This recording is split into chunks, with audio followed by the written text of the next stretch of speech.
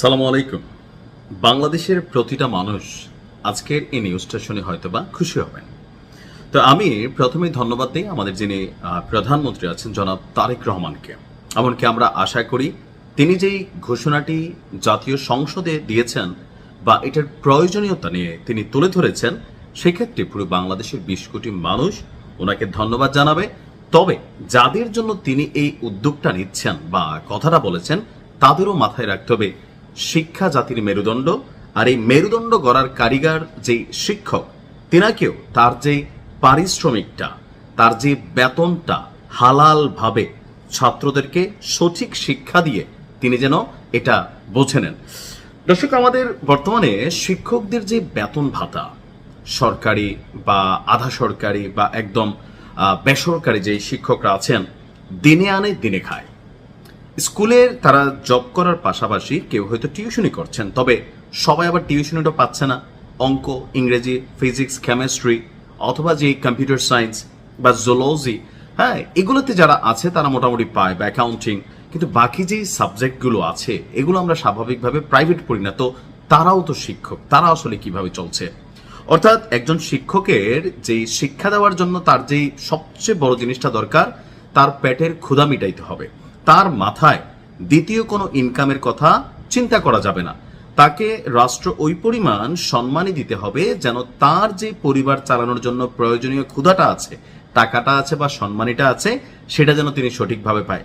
এরপরে তারা যদি সঠিকভাবে শিক্ষাদান না করে, তাহলে কোচিং বাণিজ্য থেকে শুরু করে বাকি যেগুলো আছে এগুলোর ব্যাপারেও শিক্ষকদের বিরুদ্ধেও ব্যবস্থা নেওয়াও দরকার আছে। এখন আগে তো বেতন বাড়াইতে হবে। তো শিক্ষকদের বেতন বৃদ্ধির প্রয়োজনীয়তার কথা তুলে ধরে জনাব তারেক রহমান বলছেন, এবারের বাজেটে শিক্ষা খাতে টোটাল জিডিপির 2% বরাদ্দ করা হয়েছে। সরকারের পরিকল্পনা অনুযায়ী 5 বছরের মধ্যে শিক্ষা খাতে বরাদ্দ জিডিপির 5% তারা নিয়ে নিবে। অর্থাৎ শিক্ষা খাতে 5% জিডিপি যাবে, যেটা বিশাল টাকা। প্রাথমিক এবং মাধ্যমিকের শিক্ষকদেরকে সঠিকভাবে প্রশিক্ষণ দিতে না পারলে, তাদের সম্মানে যদি বৃদ্ধি করতে না পারি, তাহলে অবশ্যই প্রত্যাশা করি না যে তারা ভালো কিছু করতে পারবে। অর্থাৎ তারেক রহমান বলছেন যে শিক্ষকদেরকে যদি সঠিকভাবে সম্মান করা না যায়, তাদের ক্ষুধাটা মিটানো না যায়, তাহলে তাদের কাছ থেকে ভালো কিছু প্রত্যাশা করা যাবে না।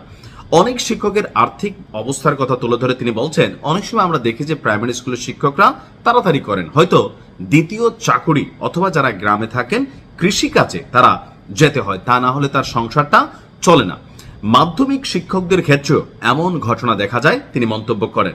তো তিনি বলছেন যে শিক্ষকরা যেন দ্বিতীয় কাজ করতে বাধ্য না হন, তাদের টোটাল যে সময়টা, মেধাটা, এটা যেন শিক্ষার্থীদের পিছনে ব্যয় করতে পারেন, সেজন্য তাদের সম্মানই বাড়ানো প্রয়োজন। অর্থাৎ তিনি বলছেন যে আওয়ামী লীগ সরকারের সময় আপনার এই মানব সম্পদ উন্নয়ন হয়নি। শিক্ষা ব্যবস্থার মান বাড়াতে হলে শিক্ষক প্রশিক্ষণকে গুরুত্ব দিতে হবে। তো যাই হোক, দেওয়ার মালিকও এই মুহূর্তে উপরে আল্লাহ তাআলা, আর দ্বিতীয় সরকার প্রধান হিসেবে জনাব তারেক রহমান আপনি।